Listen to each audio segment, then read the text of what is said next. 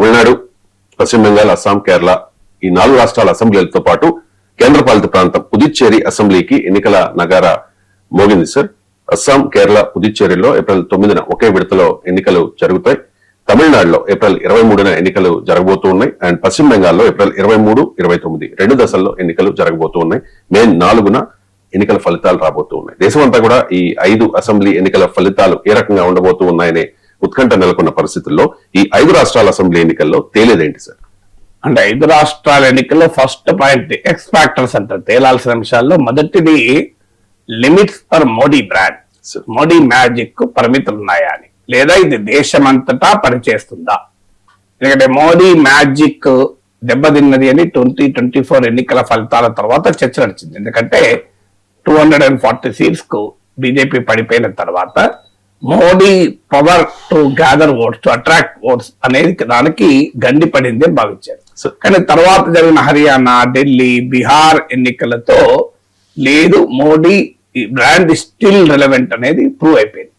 కానీ మోడీ బ్రాండ్ కు దేశమంతటా ఈక్వల్ అపీల్ ఉందా, అది దేశంలోని కొన్ని ప్రాంతాలకే ఉందా అనేది ఫస్ట్ గా తేలాలి. ఎందుకంటే ఇప్పుడు తమిళనాడులో బీజేపీ ఓట్లు అడిగినా, కేరళలో ఓట్లు అడిగినా, బెంగాల్లో ఓట్లు అడిగినా స్థానిక నాయకత్వంతో సంబంధం లేదు. మోడీ బొమ్మ చూపెట్టి ఓట్లు అడుగుతున్నారు. మా అస్సాంలో హేమంత్ బిశ్వా శర్మ ఫ్యాక్టర్ కూడా కొంత ఉన్నప్పటికీ కూడా అక్కడ కూడా స్టిల్ బ్రాండ్ మోడీయే. ఉత్తరప్రదేశ్ లో యోగి ఆదిత్యనాథ్ ఫ్యాక్టర్ కూడా కలిసినట్లు అస్సాంలో హేమంత్ బిశ్వా శర్మ ఫ్యాక్టర్ కొంత కలిసినా మిగతా రాష్ట్రాలు అయితే it's completely dependent on brand Modi. So ఈ బ్రాండ్ మోడీకి లిమిట్స్ ఉన్నాయా అనేది తేలాలి ఇందులో మొదటిది.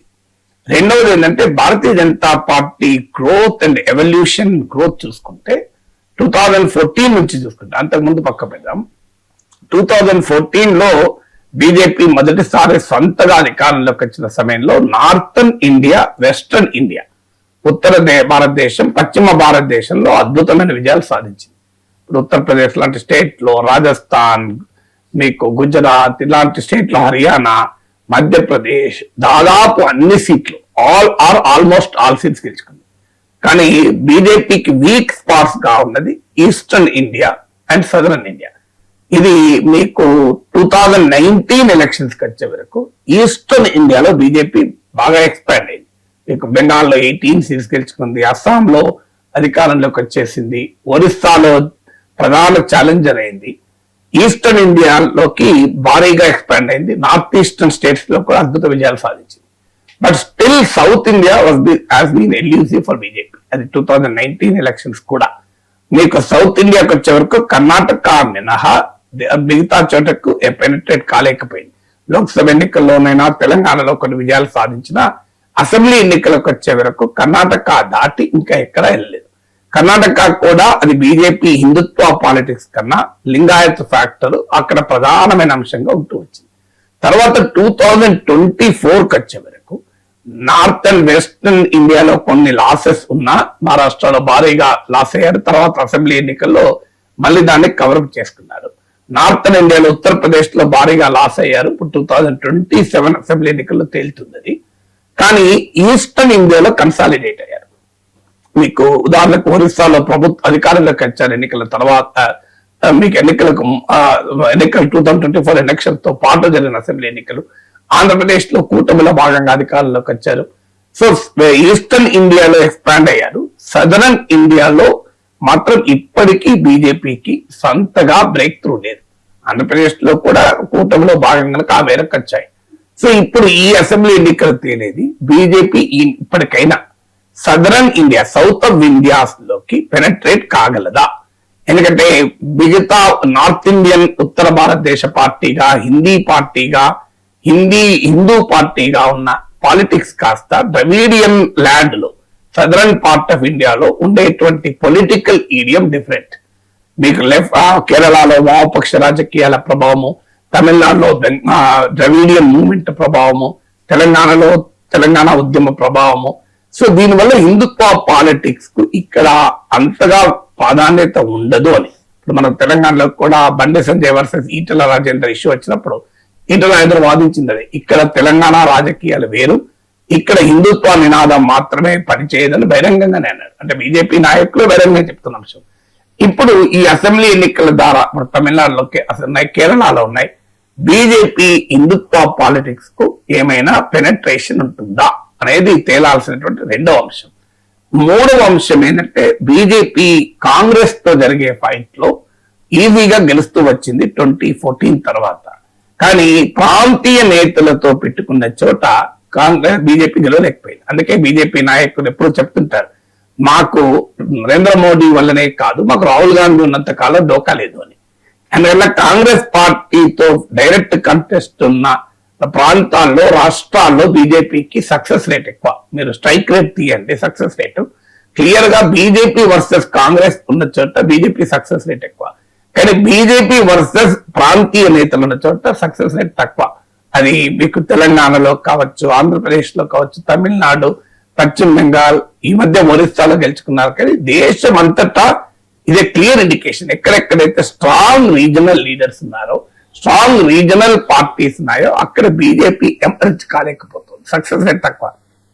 అందువల్ల ఈ ఎన్నికలు రుజువు చేసేది ఈ లిమిటేషన్ దాటి మోడీ కెరిష్మాతో, భారతీయ జనతా పార్టీ ఆర్గనైజేషనల్ స్ట్రెంత్ తో, హిందుత్వ పొలిటికల్ పారాడిమ్ తో కేవలం కాంగ్రెస్ ను చిత్తు చేయడమే కాదు, ప్రాంతీయ నేతలనైనా చిత్తు చేయగలుగుతారా అని.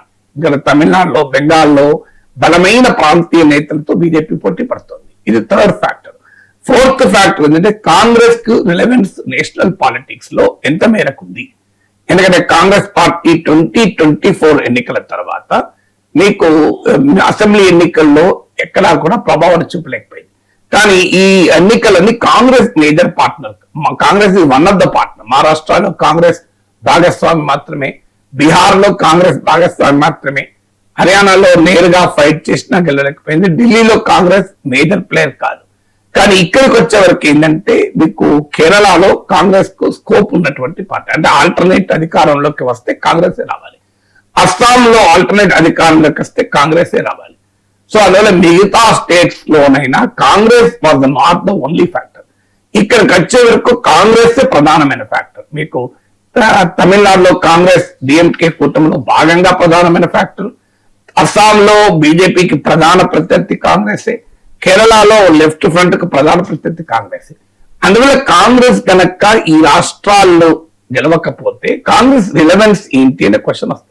అందులో మీకు బెంగాల్లో మమతా రిటైన్ చేసుకున్న అధికారాన్ని, తమిళనాడులో డిఎంకే గెలుచుకుంటే, కేరళలో గనక కాంగ్రెస్ రివైవ్ కాలేకపోతే, ఎందుకంటే కేరళ కాంగ్రెస్ కు అవకాశం కూడా ఏంటంటే ఇటీవల మున్సిపల్ ఎన్నికల్లో కూడా లెఫ్ట్ ఫ్రంట్ దెబ్బతిన్నది. కాంగ్రెస్ రెండు పర్యాలు సెకండ్ 2 టర్మ్స్ లెఫ్ట్ అధికారంలో ఉంది, థర్డ్ టర్మ్ పోతుంది. కేరళ పాలిటిక్స్ స్టడీ చేస్తే ఒక కూటమి ఒకసారి గెలిస్తే రెండోసారి గెలవడం కష్టం. ఎందుకంటే వెరీ నారో మార్జిన్ లో అక్కడ ఎన్నికలు జరుగుతాయి. వెరీ వెరీ నారో మార్జిన్, మామూలు నారో మార్జిన్ కాదు. ఈవెన్ తమిళనాడులోనే నారో మార్జిన్ అంటే కేరళలో కేవలం కపుల్ ఆఫ్ లాక్స్, 1-2 లక్షల ఓట్ల తేడాతోనే అధికారమే మారిపోతుంది. సో అలాంటి స్టేట్ లో కాంగ్రెస్ గెలుచుకోలేకపోతే relevance of Congress will be seriously under question. ఎందుకంటే ఇందులో సౌత్ లోనే 2 స్టేట్స్ ఉన్నాయి, కాంగ్రెస్ కు ఉన్న బలమల్లా సౌత్ లోనే. సో అందువల్ల కాంగ్రెస్ పార్టీకి ఇది అగ్ని పరీక్ష అవుతుంది. సో ఐదవది మీకు లెఫ్ట్ కు ఉండేటువంటి రిలవెన్స్ ఏంటి. ఎందుకంటే వామపక్షాలు ఒకప్పుడు బెంగాల్, త్రిపుర, కేరళ 3 రాష్ట్రాల అధికారంలో ఉండేది. దేశమంతటా వామపక్ష ఉద్యమానికి ఒక రకంగా చూపెట్టుకోవటానికి చూడండి బెంగాల్, కేరళ అనేది ఉండేది. బెంగాల్లో తుడిచిపెట్టుకుపోయారు, రివైవల్ కూడా అంత సులభంగా లేదు. త్రిపురలో భారీగా దెబ్బతిన్నారు. ఇక మిగిలిన ఏకైక కంచుకోట కేరళ. కేరళలో 2 సార్లు వరుసగా అధికారంలోకి రాగలిగారు. ఇప్పటికీ కూడా ప్రధానమైన శక్తి వామపక్షాలకి, అక్కడ కూడా అధికారంలో ఉండి పోటీ చేస్తున్నారు. సో కేరళ నిలబెట్టుకోలేకపోతే భారతదేశ రాజకీయ చిత్రపటంలో ఎక్కడా ఎర్ర జెండా అధికారం కనబడదు. ఇది లెఫ్ట్ అడ్వాన్స్మెంట్ కు ఒక పెద్ద ఛాలెంజ్ అవుతుంది. కేరళలో గనక లెఫ్ట్ గెలిస్తే అదొక పెద్ద విజయం కూడా అవుతుంది. ఎందుకంటే థర్డ్ టైం బెంగాల్లో గెలిచారు. బెంగాల్లో 1977 అధికారంలోకి వస్తే 2011 వరకు పవర్ లో ఉన్నారు. 34 years అవిచ్ఛిన్నంగా వామపక్ష కూటమి బెంగాల్ పాలించింది. సో ఇప్పుడు కేరళలో ఆ హిస్టరీ ఎప్పుడు లేదు. లెఫ్ట్ కు కేరళ ఒక పవర్ఫుల్ ప్లేస్ అయినా కూడా ఎన్నడూ కూడా లెఫ్ట్ కేరళలో మొత్తాన్ని సాధించుకోలేకపోయింది కంటిన్యూస్ గా. సో అందువల్ల రిలవెన్స్ ఆఫ్ ద లెఫ్ట్ ఏంటి ఇండియన్ పాలిటిక్స్ లో తేలేది ఈ ఎన్నికల ద్వారా. ఐదవది. ఆరవది ఏంటంటే థర్డ్ ప్లేయర్ కు ఎక్కడైనా స్కోప్ ఉంటుంది. ఎందుకంటే భారత రాజకీయాలు రోజు రోజుకు పొలరైజ్ అయిపోతున్నాయి. మీకు రెండు పార్టీల మధ్యనే ఉంది. థర్డ్ ప్లేయర్ రిలవెన్స్ ఏముంటుంది? ఇప్పుడు ఆంధ్రప్రదేశ్ రాజకీయాల్లో చూస్తే థర్డ్ ప్లేయర్ లేకుండా పోయింది. పవన్ కళ్యాణ్ ఎప్పుడైతే కూటమిలో చేరిపోయాడో, సో మీకు ఈసారి థర్డ్ ప్లేయర్ ఉంటుందా అంటే మీరు బెంగాల్లో తీసుకుంటే పోటీ ప్రధానంగా తృణమూల్ వర్సెస్ బీజేపీ ఉంటుంది. సో కాంగ్రెస్ లెఫ్ట్ ఏ మేరకు థర్డ్ స్పేస్ లో ఆక్రమించుకోగలుగుతుంది అనేది బెంగాల్ అవుట్కమ్ పై ప్రభావం చూపుతుంది. తమిళనాడులో new factor surprise element Vijay. So Vijay ఒకవేళ ఎన్డీఏలో చేర్చుకోవడానికి బీజేపీ ప్రయత్నాలు చేస్తోంది. లేదా ఇక్కడ థర్డ్ స్పేస్ గా విజయ్ ఏమైనా ప్రభావం చూపెట్టగలరా? కేరళలో ఎల్డీఎఫ్ లో యూడీఎఫ్ ల మధ్యనే రాజకీయం. భారతీయ జనతా పార్టీ అక్కడ థర్డ్ ప్లేయర్ గా ఎమర్జ్ కావడానికి చాలా కాలంగా ప్రయత్నం చేస్తుంది. మీకు ఇటీవల Trivandrum capital city Thiruvananthapuram municipal corporation కూడా గెలుచుకుంది. Last time Thrissur Lok Sabha seat గెలుచుకుంది. సో బీజేపీకి ఓటింగ్ పెరుగుతూ వస్తుంది కేరళలో. కానీ కేరళలో బీజేపీ థర్డ్ ప్లేయర్ గా ఏ మేరకు ఎమర్జ్ అవుతారు అనేది చూడాలి. ఆ థర్డ్ ప్లేయర్ గా ఎమర్జ్ అయ్యే క్రమంలో అసలు పొలిటికల్ అండ్ ఎలక్టోరల్ అవుట్కమ్ పైన అది ప్రభావం చూపుతుంది. ఇప్పుడు బెంగాల్లో లెఫ్ట్ అండ్ కాంగ్రెస్ రివైవ్ ఎంత మేరకు అవుతుందనే దానిపైన బెంగాల్ అవుట్కమ్ ఉంటుంది. కేరళలో బీజేపీ ఎంత మేరకు రివైవ్ అవుతుంది అన్న అవుట్కమ్ పైన కేరళ ఫలితాలు ఆధారపడతాయి. విజయ్ డెఫినెట్ గా తమిళనాడు రాజకీయాలని తాను ఎంత మేరకు శాసించగలుగుతుందో తెలియదు, కానీ ఖచ్చితంగా రిజల్ట్ పైన ప్రభావం చెప్తారు. అందువల్ల ఆరవది ఏంటంటే థర్డ్ ప్లేయర్ అనేది ఎమర్జ్ కాగలడా? So can third player emerge? ఏడవది ఈ అసెంబ్లీ ఎన్నికల తర్వాత ఇండియా కూటమి భవిష్యత్ ఏంటి? ఎందుకంటే మీకు ఢిల్లీ ఎన్నికల్లో చూసాం ఇండియా కూటమి వర్సెస్ ఇండియా కూటమి ఫైట్ జరిగింది. Aam Aadmi party versus Congress.